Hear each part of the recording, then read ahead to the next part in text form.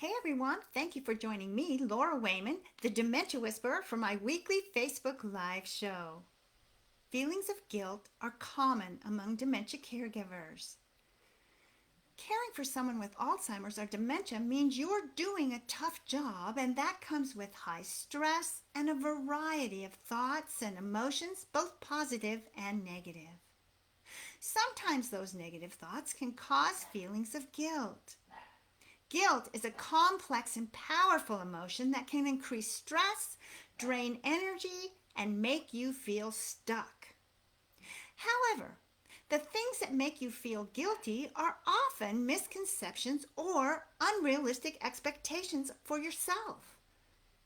Guilt is actually remorse for having done something wrong, but guilt keeps family members from doing things for themselves, and not doing anything for themselves leads to physical, mental, and emotional stress and possibly breakdowns.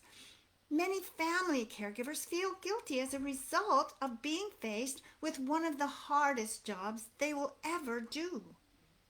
They feel guilty if they have fun. They feel guilty if they leave their loved one home alone or with someone else. They feel guilty that they cannot do it all. Guilt sneaks in on these family caregivers regardless of how effective they are or how much time they spend doing this very difficult job. This guilt becomes a thunderhead on a sunny day, clouding one's judgment and cultivating sadness and even depression. Unjustified guilt is destructive in many ways, and perhaps its worst aspect is that it makes you, as a caregiver, believe you are a failure when in reality, caregivers are the heroes and leaders in the face of dementia. To help you cope with guilt and any other strong emotions you are experiencing, you must first understand this concept. When you need to find out what's causing your feelings of guilt, talk about your feelings and take time for yourself. Caregivers heap undue pressure on themselves and feel guilty about things they do not need to feel guilty about. Moving past guilt can be hard, but you owe it to yourself to find freedom from it. As Dorothy Womack wrote, "Release the guilt you carry and listen with your heart. You will truly find that your loved ones not only dwell in peace, but wish the same for you as well." To improve your health and quality of life, I want to share how 5 common beliefs can cause guilt, why you shouldn't beat yourself up for those thoughts, and how to reduce these feelings of guilt. So, here are 5 misconceptions and tips for dealing with caregiver guilt. Number 1, other caregivers are doing a better job. You might feel guilty because you have unrealistic expectations for yourself and feel like you haven't achieved them. And then when you hear from other dementia caregivers, you might think they're actually living up to those expectations. Based on what you see and hear about the outside of their lives, it could seem like they're doing a better job than you are. You might think they're better at coping with the stress, the hands-on care, working with family, or finding resources. The truth is that you only know about a small part of their lives, and it's not realistic to compare what little you know about their situation against your everyday caregiving reality. Most likely, they're struggling just as much as you are or more. In this situation, it's helpful to be honest about how realistic your expectations are. Nobody can do everything by themselves, and there is no such thing as being perfect. Set yourself up for success by setting achievable goals, getting help with caregiving, and taking time to care for yourself. Number 2, you treated your older adult poorly before their dementia diagnosis. Before your older adult was diagnosed with whatever is causing their dementia, you might not have spent much time with them, or they may have been acting strangely and you might have reacted with irritation or criticism. It's always tempting to look back and say, oh, I should have. But nobody knows what the future holds, and you couldn't have known that a medical condition was causing their changes in behavior because you didn't know they had dementia symptoms. You weren't dementia aware. It was natural to assume your older adult was doing fine on their own, or to have been even feeling annoyed or upset with this unusual behavior or changes in behavior. Number 3, you have negative thoughts and feelings about your older adult. Even though you care very much about the older adult you're caring for, you sometimes might not like them. It may feel like things have changed and now you're only caring for them out of obligation. They might embarrass you. You might want to walk out the door and never come back, or even wish that this situation with dementia symptoms never existed. These are common thoughts and feelings among caregivers. Everyone has had them at some point.